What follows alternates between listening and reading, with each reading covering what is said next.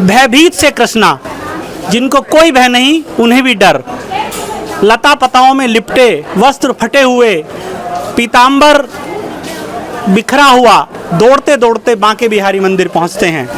आखिर ऐसा क्या रहा, इसके बारे में हम बताएंगे आपको। बांके बिहारी मंदिर पर हम बात कर रहे हैं मंगला आरती की।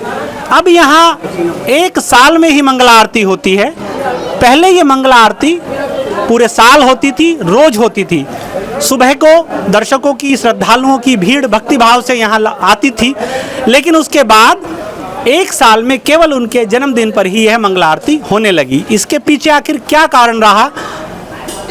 अब इसका इतना लंबा इंतजार होता है कि यहाँ श्रद्धालुओं की भारी भीड़ लगती है और 4 से 5 के बीच में होने वाली, वो भी रोज होने वाली मंगला आरती अब केवल साल में एक बार, वो भी लगभग अर्धरात्रि 1-1:15 बजे, 1:30 बजे के करीब होने लगी है। बताया जाता है कि बराबर में निधिवन में बांके बिहारी प्रतिदिन रास लीला के लिए जाते हैं।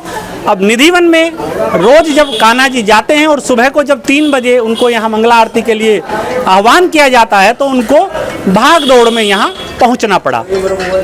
अब रोज होने वाली मंगला आरती में एक दिन ऐसा हुआ कि सारे सेवायत पुजारी हतप्रभ रह गए। जैसे ही मंगला आरती के लिए उनके मंदिर को, उनके कपाट खोले गए, उनके दर्शन के लिए गए तो देखा कि बांके बिहारी के वस्त्र फटे हुए हैं, निधिवन की लताएं पताएं उन पर लिपटी हुई हैं, सब अस्त व्यस्त वहाँ नज़ारा दिखा। भक्त तो भक्त है, उन्हें समझते देर नहीं लगी कि निधिवन जी से यहाँ पहुँचने पर प्रभु बांके बिहारी दौड़ते भागते हाँफते यहाँ पहुँचे हैं। यही कारण है कि उन्हें यहाँ इस हाल में मंगला आरती के समय पहुँचना पड़ा। ऐसे में विद्वानों ने, सेवायतों ने, सब ने निर्णय लिया कि अब प्रभु को रोज मंगला आरती के लिए यहाँ नहीं बुलाया जाएगा, ताकि वह उन्मुक्त भाव के साथ निधिवन में महारास रास लीला रचा सकें।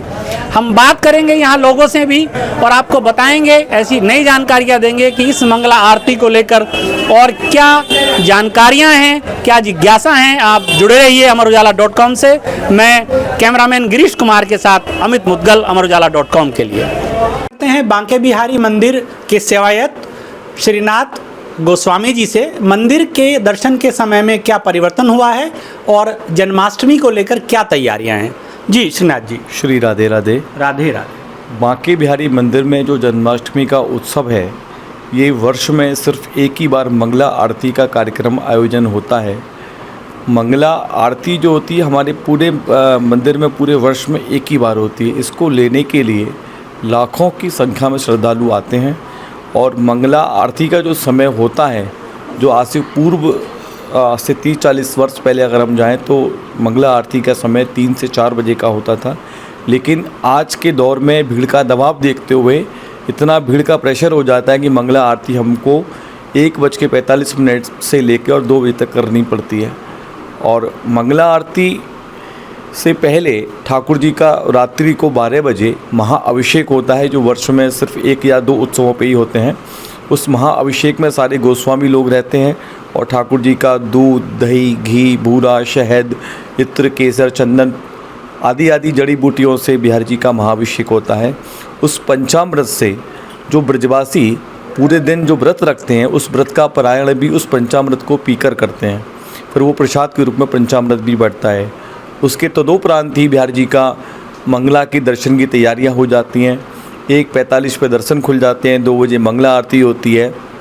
फिर वही दर्शन सुबह 5:30 बजे तक खुले रहते हैं। उस दर्शन का मंगला के दर्शन बोले जाते हैं।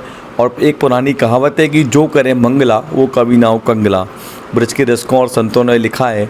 तो इस मंगला को लेने के लिए बाहर से आने वाले श्रद्धालु तो लालायित रहते हैं, लेकिन ब्रजवासी भी कहीं उनसे दूर नहीं जाते, ब्रजवासी भी लालायित रहते हैं। तो ठाकुर जी का एक अनूठा उत्सव जो साल में एक बार होता है। अगर मैं थोड़ा सा और अगर पीछे जाऊं तो मंगला आरती हमारे जो पूर्वज थे उससे पहले मंगला आरती करते थे, लेकिन एक ऐसी घटना घटी, उसके बाद से हमारे यहाँ मंगला आरती बंद हो गई और ठाकुर जी को पूरा समय विश्राम के लिए और ठाकुर जी को निकुंज की लीलाओं के लिए दिया गया। एक घटना यही थी कि ठाकुर जी को रास के लिए निधिवन जाना होता है और ठाकुर जी की मंगला आरती का समय 3 से 4 बजे का होता था।